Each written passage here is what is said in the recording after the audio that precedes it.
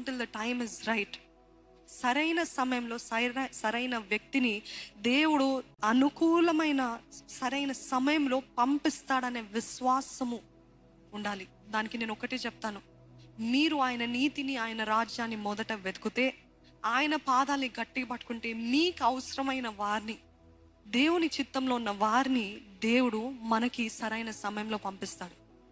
దేవుడు ఇచ్చే సమయం కోసం ఎదురు చూద్దాం.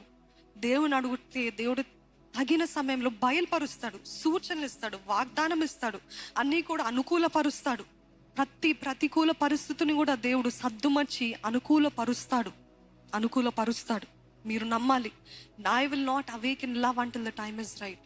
ఎవరినో చూసి కొద్దిగా ఎవరైనా మంచిగా మాట్లాడితే చాలు, ఆఫీస్లో కానివ్వండి, కాలేజ్లో కానివ్వండి, ఇంత మంచిగా నాతో మాట్లాడుతున్నాడు అంటే తినేమో క్రైస్తవుడంట, ఆయనకి బ్యాక్గ్రౌండ్ ఉందా, బైబిల్ చదువుతాడా, బైబిల్ ధ్యానిస్తాడా, లేకపోతే ప్రార్థన కనీసం 5 నిమిషాలైనా చేస్తాడా, అవన్నీ అవసరం లేదు, క్రైస్తవుడంట. ఇంకా అసలు క్రైస్తవులు దొరకనట్టు just because he calls himself Christian, అనేకమైన అమాయకమైన యవనస్తురాలు క్రైస్తవుడంట అని లొంగిపోతున్నారు. ఇంకేంటి, స్నేహం అధికమయ్యే కొలది, స్నేహము పెరిగే కొలది నువ్వు ప్రార్థన చేస్తావా అంటే ఆయనకు ప్రార్థన రాదు, వాక్యం చదువుతావు అంటే చదవడం రాదు. కానీ మిమ్మల్ని స్త్రీలను ఇంప్రెస్ చేయడానికి ఏం చెప్తాడు, అవును నేను ప్రార్థన చేస్తాను, నేను ఇన్ని రోజులు వెళ్తాను ఆలయానికి, నేను వాక్యం చదువుతాను అని చెప్తే, ఆహా దొరికేస్తాడు నాకు నా భర్త అనేసి